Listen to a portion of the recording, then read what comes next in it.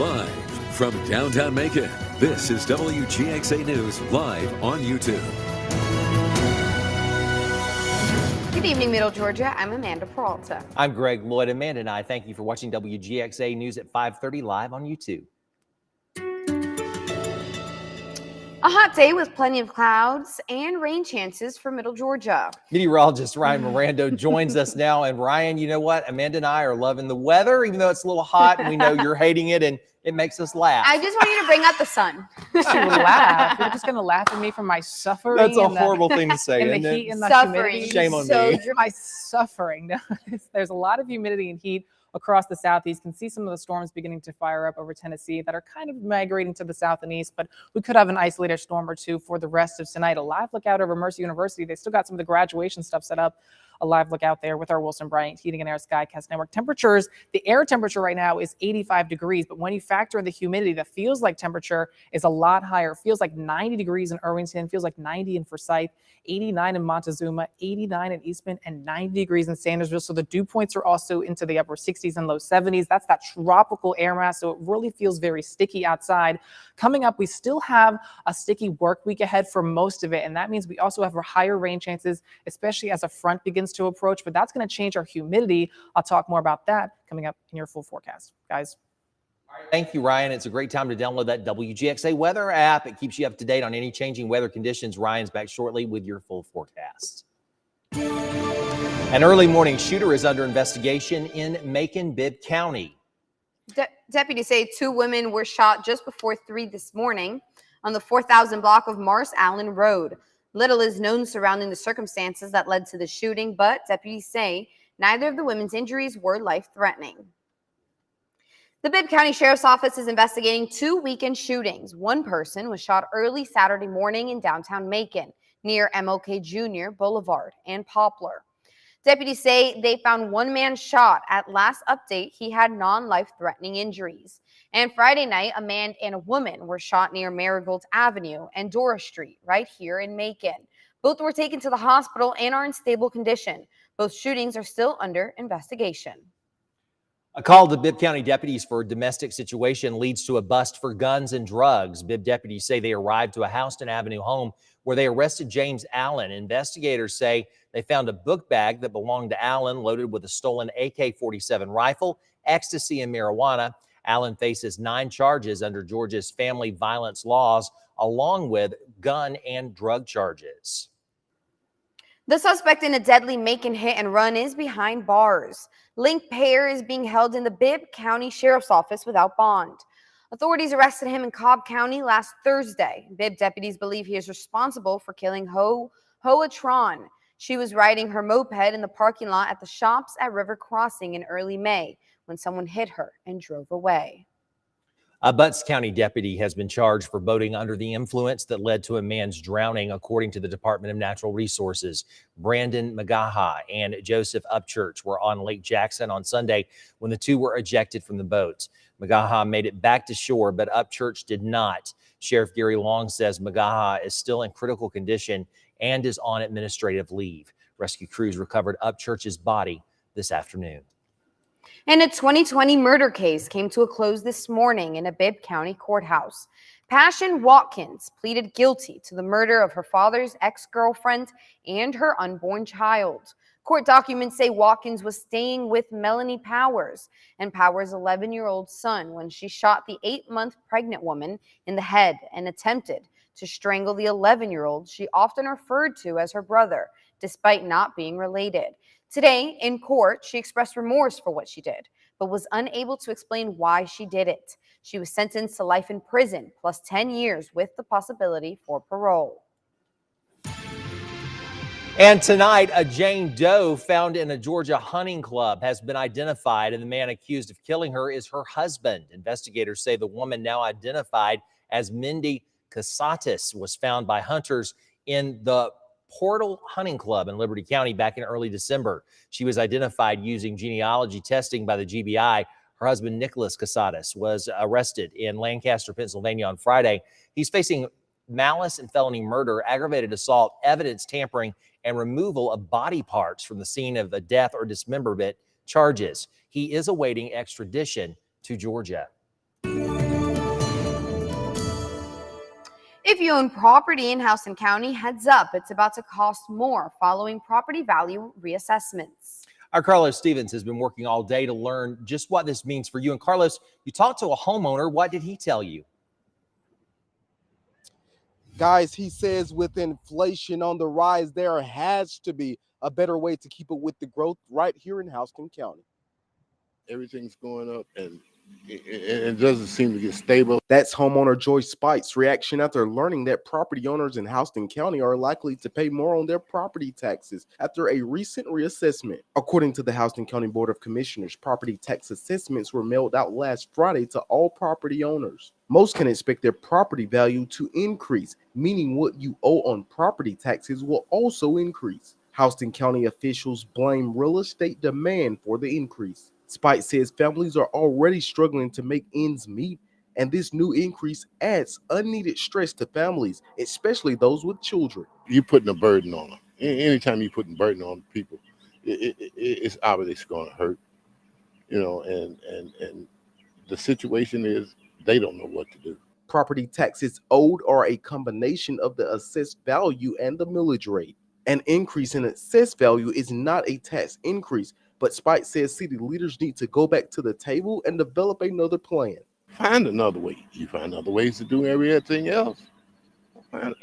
Find a way to help the constituents.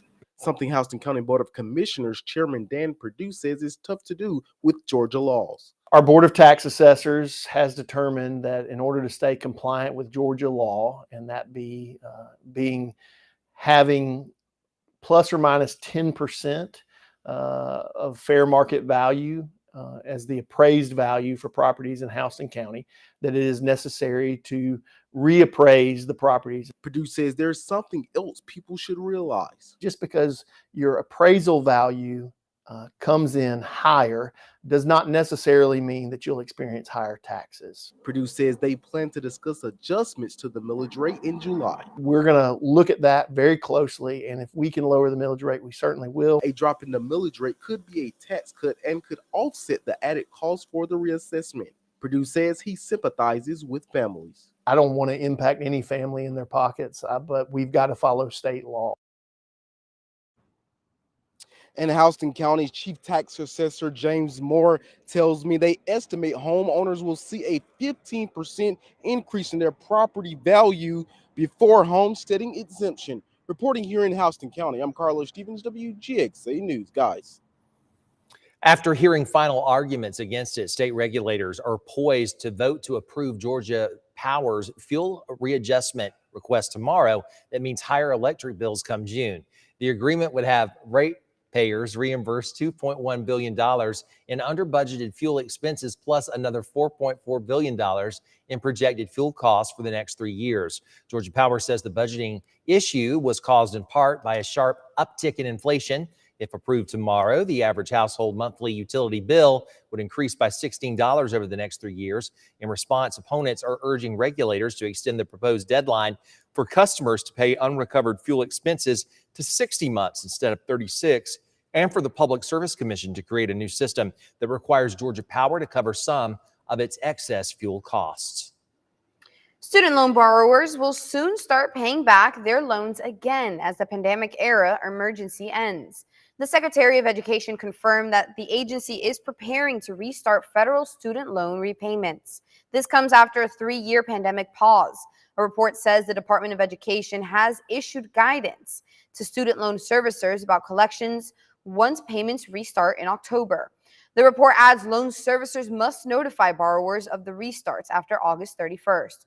A current President Biden administration plans on student loan forgiveness is being challenged in court. American household debt has surpassed $17 trillion. That's a new high. According to the Federal Reserve Bank of New York, the debt grew $148 billion, or nearly 1% from the fourth quarter of last year. Americans increased debt across nearly all categories, but the largest balances were for mortgages, home equity lines of credit, auto loans, student loans, and retail cards. Meanwhile, credit card balances remained flat at $986 million. Experts attribute this growth to inflation, spending increases, and typical consumer behavior.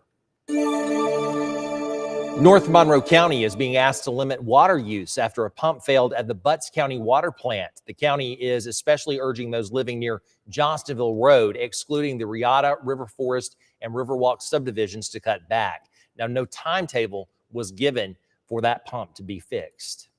The United Steel Workers Union is now thousands of new members stronger. Bluebird workers in Fort Valley voted to join the union. Union President Tom Conway says he is proud the USW was chosen and stands ready to help bring workers a fair contract with Bluebird. The United Steelworkers Union says they filed unfair labor practice charges against the company, alleging that the company broke the law when trying to dissuade workers from forming a union, charges that the company denies. And President Biden gave his congratulations to workers for voting to unionize and join the USW. In a statement, the president commends the workers for their work to build electric school buses and the commitment to clean energy in the U.S. He went on to credit unions for building the middle class and touted his Investing in America agenda to bring good-paying jobs without the need for a four-year degree. The Georgia Legislative Black Caucus launched their Black Farmers Tour today in Fort Valley. The group visited Black-owned farms and hosted a roundtable with Black farmers in their efforts to call on state leaders to provide greater support for underrepresented farmers and help fix food issues for minority communities. It's the food segues. It's also food deserts all over Georgia, the poverty rate all over Georgia, and where our seniors don't have access to fresh grown food in reference to healthy foods. They don't have grocery stores in their communities. So if we support more of these Black farmers, we can have less food deserts in our community. The caucus says that Black farm ownership has dropped by 90% in the last century due to discriminatory lending practices from governmental agencies. They say in 2022, farmers of color were half as likely as white farmers to have subsidized loan applications approved. Today, Fort Valley Police Department honored their fallen heroes in a touching ceremony in Everett Square. The families of those fallen officers recognized for their loved ones' sacrifice to the community as they were presented a flag from Fort Valley police officers. Loved ones of the fallen officers say events like these keep their heroes' sacrifices in memory. He was an incredible man, an incredible officer, and he deserves to be honored in every way. And I just really appreciate the community and surrounding areas, that do still remember him and think of him and all. It means more to us than I could ever say. Deputy Sheriff Sergeant Patrick Sondron and Deputy Sheriff Daryl Smallwood's sacrifices will always be remembered by the Peach County officers. Today marks the end of 4 long years of sleepless nights studying for tests as 800 graduate candidates from Mercer University strutted their stuff across the stage to collect their diplomas. Irena Plunkett was at the joyous occasion today that brought tears from the eyes of friends and family who watched their graduates get their degrees. For engineer graduate Stephen Ben, it was music to his ears. It wasn't easy. It was a lot of work, a lot of hours, a lot of time, a lot of late nights studying, but I made it. He's among the 800 new Mercer graduates who woke up early Monday morning with a fresh new perspective on school. Excitement, gratitude, and freedom from school. It's a sentiment that criminal justice graduate Thomas Johnson shared with his family as they congratulated him after walking across the stage. A moment Johnson says was dedicated to a special audience member above. My dad passed away about in June 21st. Yeah, it's been rough, but I just know that he's all by my side. On my family's side, and I talk to him every day, think about him every day, miss him every day. So today was for him. With big plans of making their parents proud, with new jobs and another degree, both graduates will join a growing number of recent graduates who feel 7% more confident about finding a job than their former classmates of 2022, according to a Monsters 2023 State of Graduate report. It's from that optimism that Uncle Frank White says will set up all the new graduates for success. It's just a great day. It's a great day. Just looking forward to the next chapter home. It's only the beginning. Absolutely. Reporting in Macon, Irena Plunkett, WGXA News. Macon's got talent, and it certainly showed Friday night at the Macon City Auditorium. WGXA's Jeff Cox emceed the Macon's Got Talent fundraiser for Alzheimer's Association. Talents performed many acts, singing and dancing, and the participants competed for the judges and the People's Choice Awards. It was a night for dancers as Holly Gore and Miguel Paredes were honored with the Judges Award, and Jensen Lindsay and Spencer Maddox took home the People's Choice Award with their awesome dance moves. This year, the event raised more than $135,000 for Alzheimer's research. WGXA is proud to be a longtime sponsor of that event. The kiddos at Vineville Academy of the Arts enjoyed a book blast today as they reaped the benefits of their book blast fundraiser. Each student got at least one book to help inspire a love for reading. Those books were provided using the over $15,000 of donated funds that the students helped collect. Well, I hope they're all very excited about each receiving a book that they get to keep and take home rather than coming to the Media Center all year and they have to bring the books back. They get to keep these books. And because we were able to receive so many donations. The media specialist at the school says it was the perfect time to inspire the students to read right before summer break. The little heroes of Macon Bibb are being honored in a big way. 31 students from around Bibb are being named inspirational heroes by the school district and Cox. Each student were named by a committee of school leaders for how the kids handled adversity in their lives with a positive attitude while encouraging those around them. A special award ceremony is being held tonight to give these kids the spotlight they deserve. Later this week, Bibb schools will have a special graduation for students with disabilities. These students have spent the last year taking part in Project Search, a program run by Bibb County Schools and Middle Georgia State University to help students with disabilities build the skills needed to get work. And the work never does stop. The program will hold a signing ceremony Friday for the new class of Project Search. Another warm and humid day across the mid-state. Luckily, it's not as hot as yesterday. Still, though, temperatures in the mid-80s, currently 85 degrees in Macon. That's the high so far for the day. 84 in Roberta, 85 in Edenton, 84 in Eastman. However, it's also very humid outside. So when you factor in the humidity, that feels like temperatures are a lot higher into the upper 80s. 89 in Fort Valley, Macon, 88 in Warner Robins, 91 up in Edenton, and it feels like 87 degrees in Cordele. That's all thanks to do with the dew points, that measure of moisture in the atmosphere. There currently, most of us are into the low 70s. That's that very tropical air mass. Some of us are still in the upper 60s, but it is a very humid day outside, and we really won't get rid of a lot of this humidity until a cold front comes through really midway through this week. Satellite radar, though, showing we do have a lot of humidity and heat in the atmosphere, showing up some pop-up storms over Tennessee that are beginning to drift kind of south and east. We have a few pop-up storms out there that we've seen, but really not a lot of rain. Some small, almost popcorn-like cells that are just popping up. But most of us have been dry for our Monday. So if you're headed out or have any Monday evening plans, we'll still have lots of clouds by 7 o'clock, 83 degrees by 10 o'clock, 73. We could have an isolated storm or two out there, but most of it will be dry and temperatures will be cooling down into the mid-60s for the overnight hours. And for the day tomorrow, it's going to start looking like this in the morning with lots of sun, a mixture of sun and clouds, but it's warm. Another humid day, the high 88 degrees. And then we will get some pop-up storms throughout the afternoon tomorrow, really just like a summertime day. And when we factor in the humidity once again tomorrow, those temperatures are going to feel higher than 88 degrees. Feels like already 81 degrees at lunchtime, into the low 90s through the afternoon. So it's going to be another hot day tomorrow. You may want to take it slow if you're outside for several hours. And we're really not getting rid of the humidity until Wednesday into Thursday. A cold front will arrive and that'll drop our dew points back down into more of that pleasant category. So a few more days of that humidity before it really begins to drop back down, and temperatures are going to drop quite a bit as well. So in your 10-day forecast tomorrow, it's a warm and humid day. Storms firing up by the afternoon, 88 degrees for the air temperature. Feels like temperatures into the low 90s. On Wednesday, we basically rinse and repeat that. The high still 86 degrees. And then the cold front comes through that gives us more rain chances, but it will drop our temperatures in the humidity. Thursday, we still have rain chances, especially throughout the morning, 78 degrees for the high. So a big drop off in the temperature. The humidity comes way down. It's cooler. It's less humid on Friday. The high 80 degrees. Still have lots of clouds around, but this weekend's looking pretty nice with temperatures in the low 80s, technically below average, but the humidity will feel much more refreshing. It's going to be a nice weekend. 83 degrees on Saturday. A few isolated storms around on Sunday. We're warming up though as we get towards summer. 85 degrees. That solar angle is really high. And next Monday, lots of sunshine. a high 86 degrees. No really 90s in sight quite yet, but we are getting closer to summer, and that high is continuing to push up, now 86 degrees. So lastly, here's your Harrison's Body Shop Fish and Game forecast. Peaks at 12 a.m.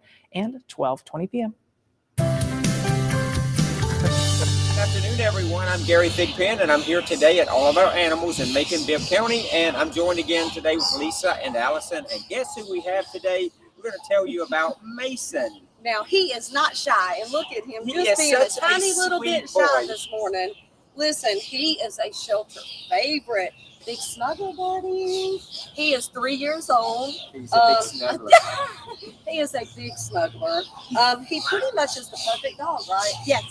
Loves kids, Loves loves adults, everybody. loves everybody, loves dogs, loves treats, and everything else. He's a perfect family dog. Perfect fit. Now, how old is Mason? About how old? He's about 3 years old. 3. So he is ready. He's chill. He likes to play, but he's pretty, you can see. Now, what that type? He'll be a great dog. I don't know. As you can see, he's got a pretty big head, which is he's so his eyes are beautiful. So we're really not 100% sure when they're here at the rescue.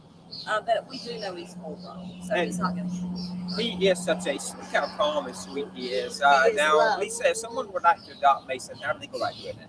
Please, the best thing to do is send us a message on our Facebook page, All About Animals Rescue.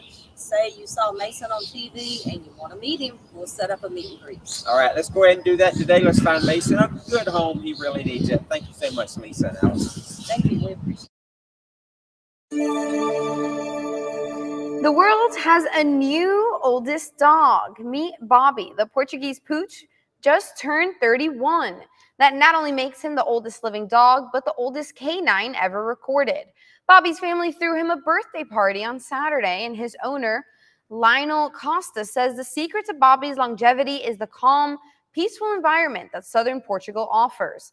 If you're wondering, Bobby is a purebred Rafael do Alento, which is a breed of Portuguese dog trained to guard livestock. Listen, I try every time I see those words. I just don't speak Portuguese, unfortunately. You did the best you could, honestly. I'm really proud. Thank you so much. You know, That means so much. I'm always proud of you. proud of you Thank too. you. Yes. You're always Oh, proud. from you it sounds sincere, Greg. Thank you, because it is. The But you know what I got to audacity. say too? The dog, it makes you kind of want to live in Portugal or visit Portugal. Yes. You know, And I was actually see- thinking that. I was like, it kind of sounds like an Yeah. ad to visit southern It Portugal. does. It really does. I'm down. Let's yeah. go for a little travel trip. Maybe Let's work will go. pay for it. That's right. Yeah, well, we'll talk to Jeff. Jeff? Fox. Yeah, Like- Jeff. Let's see. Maybe We're we can call him taking up a trip here. to Portugal If we here weren't very out of time, we'd call him right now on the phone and ask him and let you hear his response. Oh, even not like that. That's going to do it for the WGXA News at 5:30. We invite you to join us at 6 on ABC 16. Don't forget to like and subscribe.